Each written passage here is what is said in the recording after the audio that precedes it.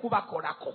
He said those false prophets, they have done a lot of folly. They know that I don't see them and I'm going to work on them. If they don't repent, Ebintu bibiri bigenda babaako. Two things are going to happen. Bagenda kufuluma eggwanga nga tebeeyagalidde. Those who want to die are going to leave the country unwillingly. Waliwo obunabbi kuno ku ggwanga kuno kubanga nze Yesu yamuŋŋamba yennyini. Jesus told me a certain prophet in this yazimba essabo eddene. He built a very big shrine. I call them shrines because they are not churches. Let me tell you. Either he gets them or he puts in a big business or it just falls down. One of those things will happen. He mentioned that one. I see him and I see what he's doing. And his days are outnumbered. Even though you don't know, words were sold unto me, not you. Praise the Lord. Amen. Hallelujah. Amen. He spoke more about the false prophets. He said he's going to deal with them. He told me another call.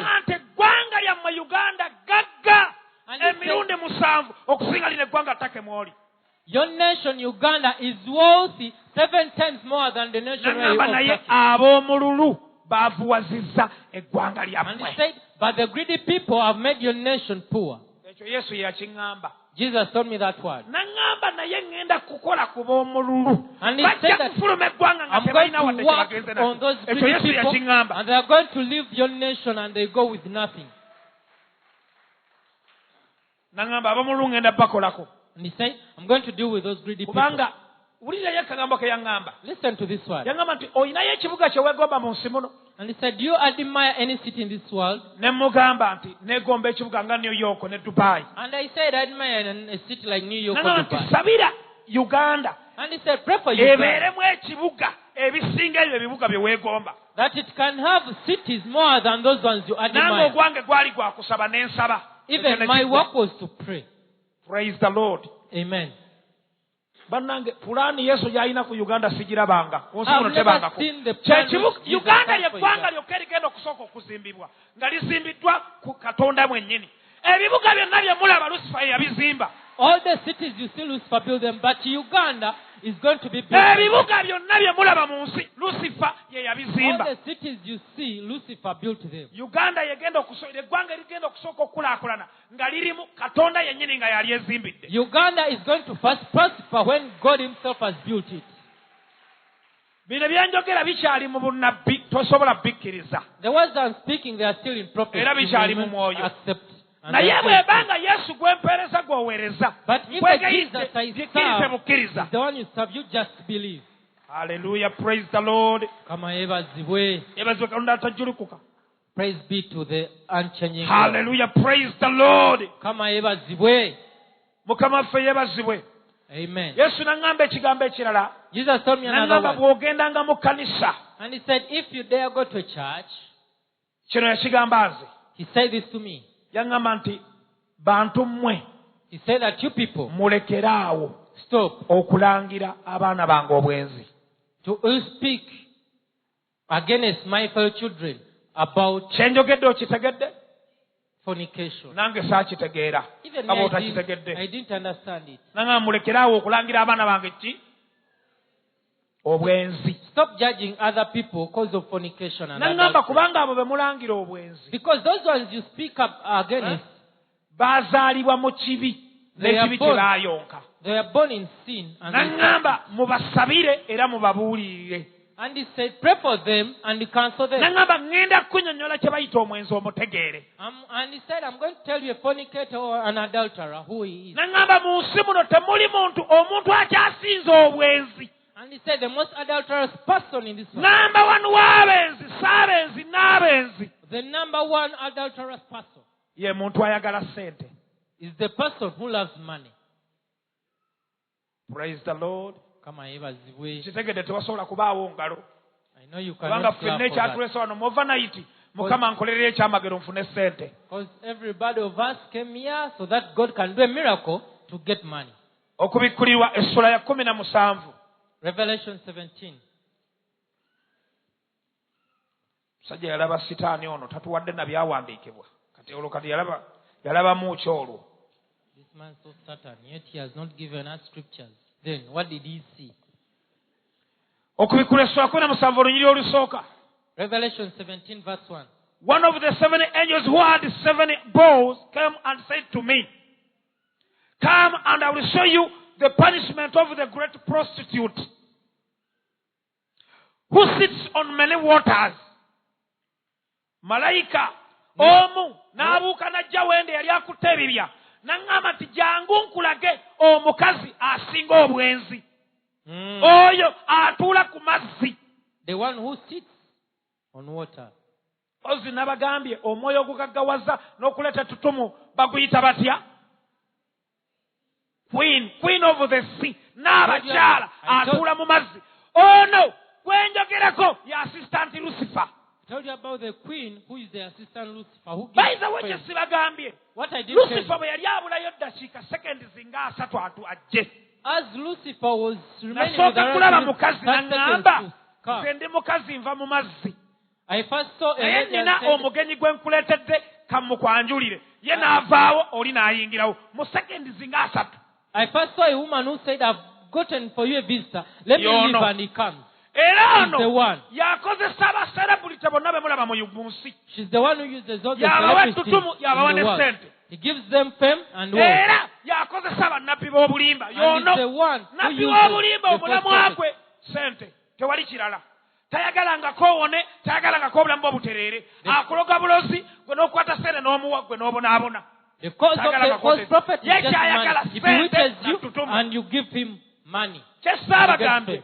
What I didn't tell you, Lucifer yaŋŋambako ko okumpa favor. Lucifer told me to give me favor. Ampe favor. To give me Mbeere favor nga ŋŋanja maaso g'abantu bonna. so that I may be favored before all people. Wali olabyeko omukazi yaloga omusajja omwagala? Have you ever seen a lady who bewitched a man to love her? Mulaba nga waliwo ekikyamu kisukka ku laavu. Don't you see that there is something weird? Favor ya beyond sitaani love? gy'agaba yeeyo. The favor of Satan, that is what it is. Bano bannabbi sitaani abawa favor. Satan gives favor to Abantu people. nga babaagala naye nga tebabaagala but they are obsessed by them. People don't love them, but they are obsessed. Mukitegedde kye njogedde? Have you understood? Mukitegedde kye njogedde? Have you understood what I've said? Singa ologa omusajja okwagala If you bewitch a man to love you, naawe yamuloza akubuzaako emirembe. even you, the one who bewitched him, he's going to make you peaceless. Bw'oyingira mu kinaabiro okunaaba nga wuuno. When you enter into the Bw'ogenda mu bathroom, kiyumbu he's nga coming. wuuno. When you enter into Kaŋŋendeko the ku kitchen, dduuka he's ngula there. ekibiriti nga wuuno. Kuba Even wano on the kamuloge. shop to buy matchbox, he's coming. Kati feva ya sitaani gy'agaba yeeyo. Now, that Abantu is Satan's babeera obsessed by their pastors. They don't love them.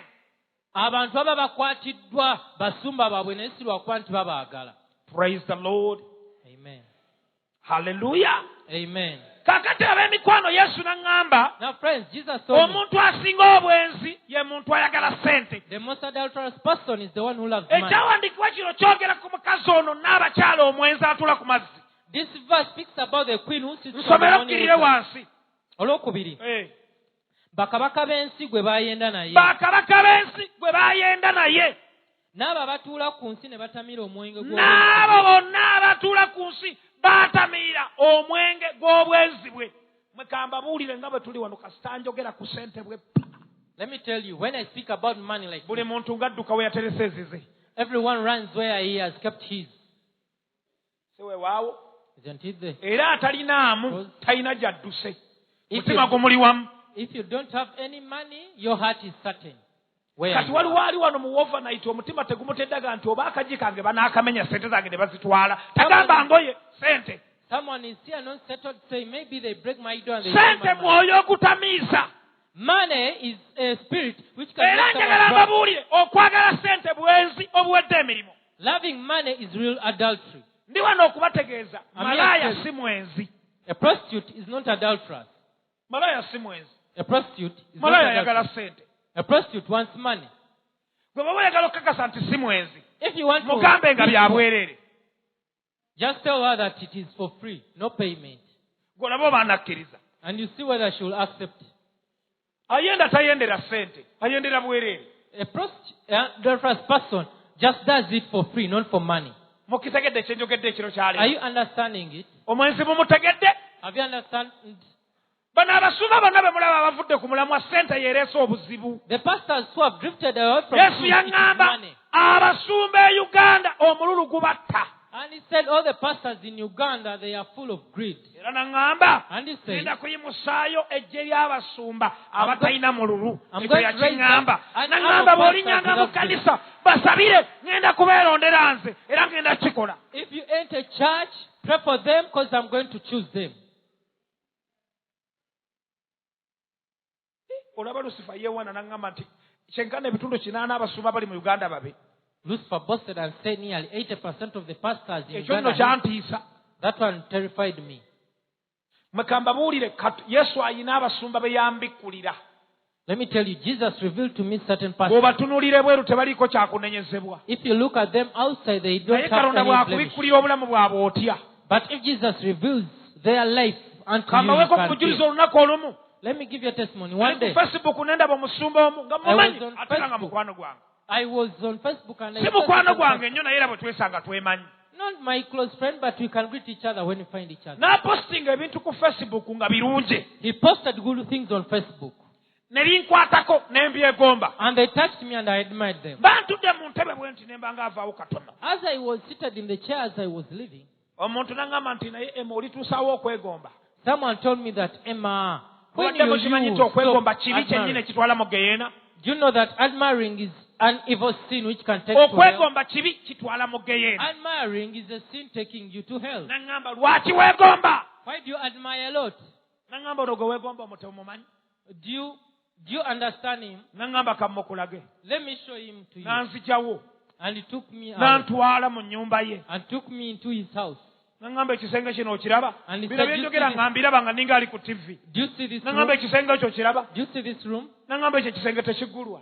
That room is not open. N'aŋŋamba olowooza lwaki tekiggulwa? And he asked, why is N'agamba nti it? olowooza oyo yonna by'alina abijja gye ndi. Do you think that N'aŋŋamba whatsoever oyo he has abijjamu ekyo become- ekisenge. he gets all those things from that room? Nenzire ne nkomawo. Then I came back. Mbabuulira amazima. I tell you the truth. Nava ku bantu. Gw'omanyi, oyo gw'omanyi. Gw'otamanyi tonoonyereza. I left people. The one you know is what you know, and the one you don't know, don't research Naye it. mbabuulira amazima omusumba oli ne bw'omunoonyako ensobi temutagiriiko. But if you search any mistake Ekigambo upon kye that pastor, kitiriimu kyakunenyezebwa. there is no folly and Alabika nga no ne Katonda gw'awadde wrinkle you omukisa. can see against him. He Era seems to be bw'omulabako blessed ddamu by God. amaanyi. And if you Naye see Yesu him, you get yamumbikulira. encouraged. But Jesus revealed him unto Ne me. ŋŋamba praise the Lord abasumba mikwano gyange mbaagala nnyo And I said, naye I siddamu love the kwegomba bye pastors, balina but I'm kuba no simanyi longer gye baabijja. admiring what they have because I don't know where they got them. Praise the Lord. Kama yebazibwe. Naŋŋamba ngenda kukubulirayo omwenzi owookubiri. He said, I'm going to tell you another adulterous person. Omwenzi owookubiri yaŋŋamba be bawala abajja mu kkanisa naye nga bambala bubi. Said the second one is that the girls who come to church when they are dressed Era bwe badly. batandise okwekebera balabo babambadde bulungi tebeekakasa. Others, they have started checking themselves because they are Kyenva not sure nziramu they are ne mbuuza dressed well. Yesu nti ogamba bano abawala abambala empale. Then I asked Jesus, do you speak about these ladies who Naŋŋamba put on abo si trousers? benjogerako. And he said, no. not Naŋŋamba those ones. abalaga ebitundu byabwe ebyesittaza. And he said, those ones who show Era their nannyina inner nti body abamu parts. bambala sikaati mpanvu naye nga ina sirinti ekoma wano waggulu mu kiwato.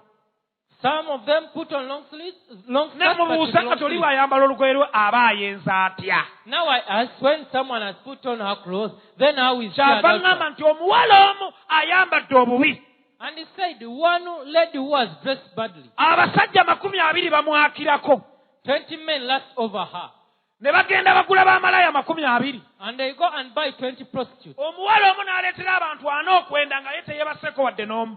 And one lady causes Eri 20 omwezi asinga men oyo. to be adulterous, yet she has not slept with any. Ono gwe mulemerako nti yayenze nnyo yeebase ne musajja woogu. The one you say that she's adulterous, she has slept with Kino one man. tekibawa mandeeti mutandike okwebakana buli gw'osanze. That doesn't give you a mandate to sleep with whichever Naye person. ndowooza you find. mukozeemu calculation ennyangu n'olaba asinze obwenzi. But I think you can calculate and see who is more adulterous. Tutegeeraganye bulungi. Have you understood? nange bino nali sibimanyi nga bw'obadde tobimanyi. I didn't know these things as you didn't know. Yesu ye yabinennyonnyolera era n'aŋŋamba. And Jesus told me. Kino yakiddamu emirundi ngenda n'aŋŋamba nti kino kitegeere. He repeated this sikola bantu bye baagala. I Nkola bye don't do njagala. what people want, but I do what I will. Praise the Lord. Kama yebaziwe. Ensonga endala gye yaŋŋamba. Another issue he told me. N'aŋŋamba bw'ogendanga ku kitutu kyonna nga bakuwadde omukisa n'obuwulira. If you ever go to a certain pulpit and they give you the Gamba opportunity, abaana abawala tell the ladies balekeraawo okwegomba abasajja abagagga. to start admiring wealthy men, Okubawasa. to marry them. N'aŋŋamba kubanga Because gye bajja ssente where ezo they get tebamanyiiyo. they don't know. Mulabe sitaani yeetoololedde ku ssente, Yesu yeetoololedde ku ssente. Satan and even Jesus, they are all rotating about money. Obutwa buli mu ssente.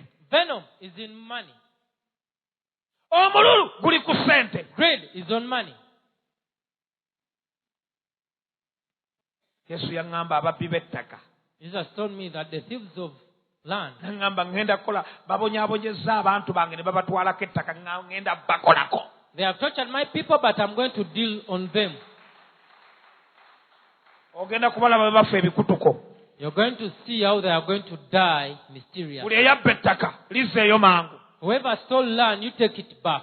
Nkubuulira amazima bw'obanga oli wano ndaba nga wabba ettaka lizzeeyo. If you're here and watching me and seeing me, if you stole land, Agenda okukolako si pulezidenti wa Amerika. the one to deal with you is not the president of America. Agenda okukolako si kitongole kya UN. It's not the organization of UN or NATO. Kabaka w'eggulu y'agenda The okukolako. King of Heaven is going to deal with you. Ekirungi wano tuli ku leediyo bangi kwe bali bawulira. The good thing is that we on radio and Bw'oba people wabba listen. ettaka lizzeeyo If nze you stole land, nkubuulidde. you take it back.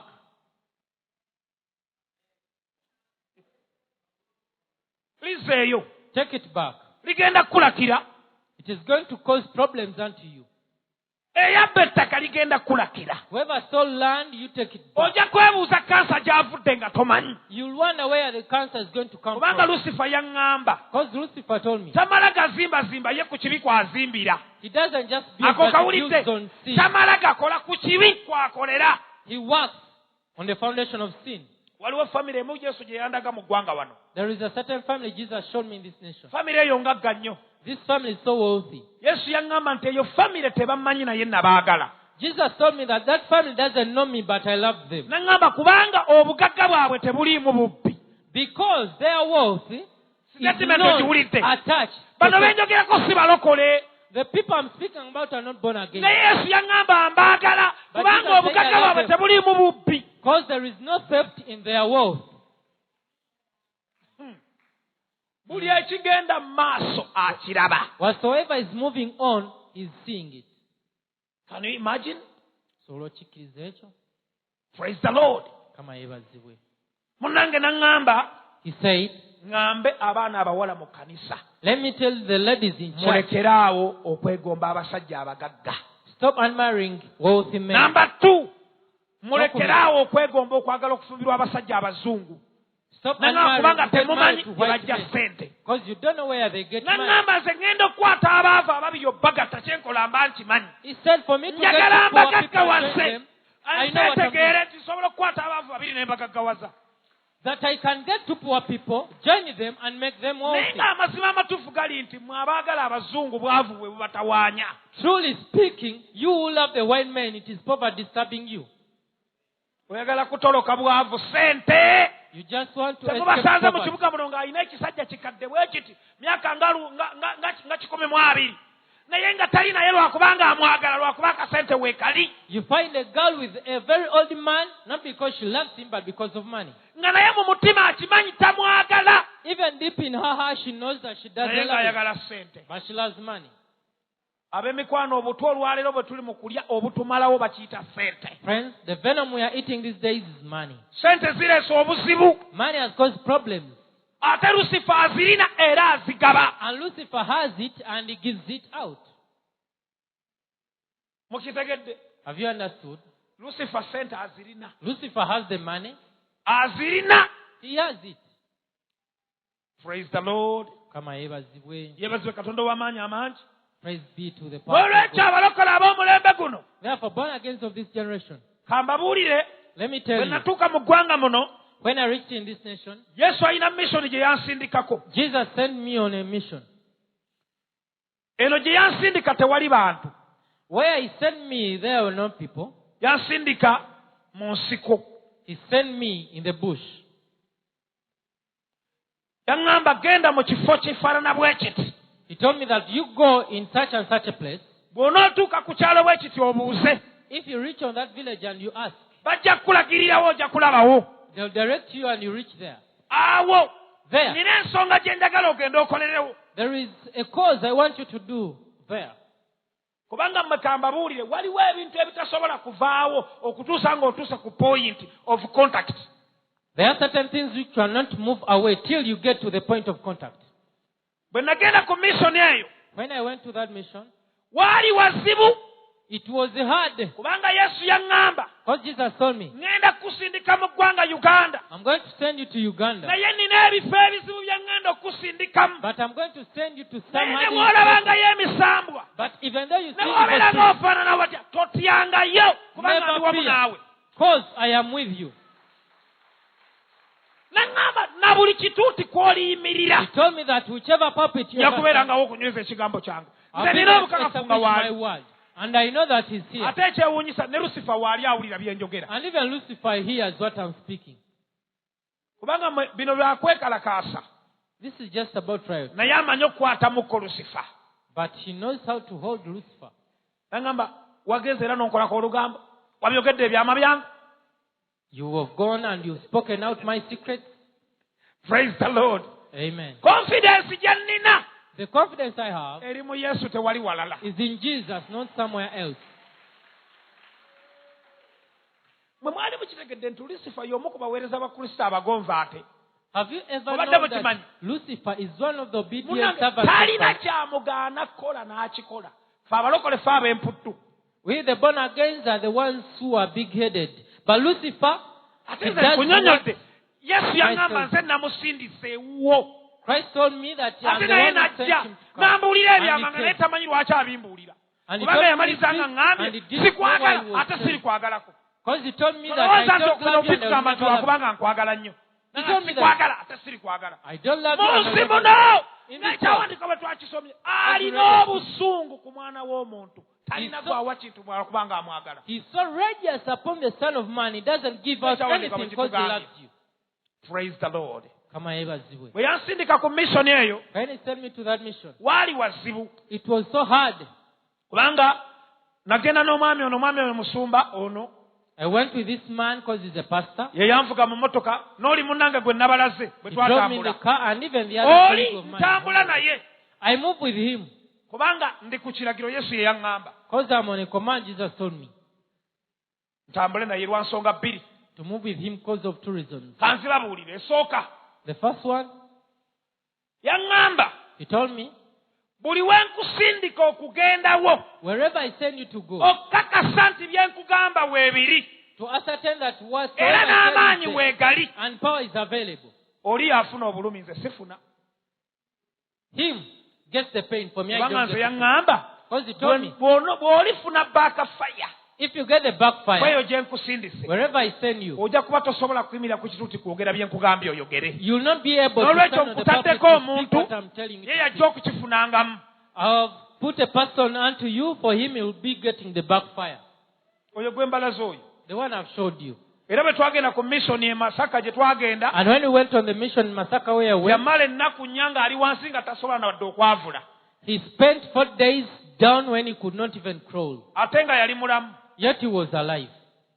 ono naye yafunirayo ebisago Even this one got some injuries. n'amala ebbanga nga takyayambala ngatto He spent some days when he was kubanga not gye able to wear twagenda shoes. waali wazibu Because where we went, it was a hard place. yatusindika mu kifo yansindika mu kifo nga kiri wakati mu kitoogo nga tewali kkubo ligendayo He sent me in a place which was so hard and there was no bwe way mba to mumanyi get. ebidigida mubimanyi ani amanyi ekidigida ekidigida ekifo kiba mu lutobazi It is a place, bw'olinnyako bw'oti kiteebateeba bwe kire kitakala if you kati just step there, it just osobola feels okulinnya like awantu it. n'okkayo ne kiddamu ne kigattawo n'obulirayo You can step somewhere, you go down and then it Ye comes wantu back gye and then you twagenda. disappear. That is where I went. nga teri kkubo ligendayo No way to reach naye there. wakati mu kitoogo eyo But deep down, oyita mu kibira you go through the forest, n'ogenda mu kitoogo then you go. mu kitoogo waliyo akayanja katono bwe kati There is a certain small lake, naŋŋamba genda mu nnyanja eyo and he told me you go to that lake, ogenda okwate mu mazzi gaamu and you go and hold that water. ogamalemu buli maanyi agabadde gafugiramu And kubanga you render egakutte eggwanga Uganda And you render powerless all the evil spirits which are reigning over Uganda. ne tugenda We went, ne ttiimu yange abamperekerako and my team which escorted me, bwe twatuuka ku kyalo when we reached the village, ne mbuuza abantu baako and I asked the mundagirire people of ekkubo that village, erigenda ku nnyanja kubanga n'amannya nali nga lina I hide the names and I told people to direct me to the bonna be way. nabuuza ne baŋŋamba tetumanyi kkubo ligendawo gye liri ate ng'ennyanja eri ku kyalo And other people told me we don't know the way. to reach oluvannyuma there if the nategeera lake is on the village. bwe ennyanja akayanja tekagendaako bakazi Afterwards, I knew that that lake, omukazi bw'agendayo The lady ng'ennyanja doesn't esenguka when a lady reaches there, that lake shifts to another place. ne mbuuza abantu abasoba mu bannanga terina omu amanyi kkubo ligendayo I asked more than 4 people and nobody knew the way. kyeva nsikala omusajja omu ne mugamba taata njagala kundagirira ennyanja eyo gye nnengedde okugendayo ekkubo liri luddawa Then I went and searched and found a Abadi certain man amunagati, and "Ha!" direct me. And he Ha! said, "Oh, aha naye wano waliwo omusajja kamukutwaleko yajja kukutwalayo there is a man here. Let me take you and he will direct you." kubanga mbu ye yagendangayo nga yeyekka mu kitundu ekyo asobola okugera kayanja ako n'avuba In that village, he could be the only one to go there to bwe fish. namutuukako omusajja ne mugamba nti njala kuntwala ku nnyanja eyo njala kutuukayo When I reached there and I told the man I want to reach that lake, kyava ŋŋamba nti mpa emitwalo 10 nkutwaleyo he said, "Give me 100,000." nga and I waŋŋamba take you. okuntwala okumuwa emitwalo 10 ku kyalo And he was telling me to take me to any nearby place on the village. ne mugamba lwaki osabye zino sente zona sazze nazo And I naŋŋamba inquired, nti "You zanti asking nkubuulidde wantu gye nkugamba okgenda wazibu And he said, "But where I'm taking you is a very hard place." kubanga nali nzize seetegese nga emitwalo 10 saagirina I didn't have the 100,000. ne nkyukira ono omusajja ne mugamba ono yandeeta ku ono ne mugamba nti omanyi Told this man who brought me to kakati this. we bituuse nze ndaga bulazi kkubo nti lye lituukayo enja genda I told him that you just show me the way for me. I'll go. naŋŋamba ebyakuno tojja bisobola And he said, "Things of this village naŋŋamba will not eri be awantu si wangu The other place is not easy. ku kyalo omuntu woku kyalo bagamba nti ekibira ekyo tebakiyitamu If a person on the village olina tells you okulowooza that, emirundi ebiri don't bypass that forest, you think munanga twice." omusajja bwaŋŋamba ebigambo ebyo ne muddamu ne mugamba ebigambo biri Then I replied like ne this. mugamba to the nti man. nze ndaga ekkubo erigendayo olwaleero lwogenda okutegeera nti mu basajja waliyo ate abasajja And I said, "You just show me the way. And today you'll be sure that among us namugamba there is ebigambo men." ebyo And I say those words. nansiramu naŋŋamba nti bw'obanga bw'otyo bw'omaliridde He said like this, Ngenda "If you're kutwalayo." determined, let me take you. n'antwalayo He took me ne tugenda and we went. ne tutuuka mu kifo ekyo We reached the place. ekifo nabagamba bano nga tugenda ne mbagamba nti kino mba kubanga nafuna kirooto I told these people, if this was a dream, mbadde sigendayo I wouldn't go there. mba kubanga naloota bino bye tuloota If it was just a dream, nali sigendayo I could not go there. kubanga ekifo kyali kizibu Because the place was really amaanyi hard. agafugirayo malala The power which reigns in that place is different. netuyingirawo Reach there ne bannange with my colleagues. netugenda ne ntuukayo ku nnyanja Reach there on the lake. ne ngikolako emikolo Then I did some emikolo ne rituals giggwa and I finished. naye ekiro ekyo By that night, era lusifa yaŋŋamba Lucifer told me, tabakuba mukamaawo if it wasn't for the sake eyo of the tewandivuddeyo ng'oli mulamu you wouldn't have left that place alive. wandikubiddeko nno yesu engalo byakutaasiza bingi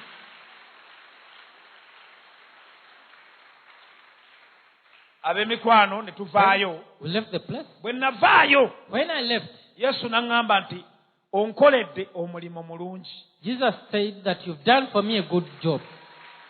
kyava ŋŋamba nsaba ky'oyagala nange naakikuwa He said, request for me of anything, then I'll give it to you. guess what I prayed for Olowooza nasaba ki? namugamba mpa sente And I said, give me money. naŋŋamba tolina magezi And he said, you don't have wisdom.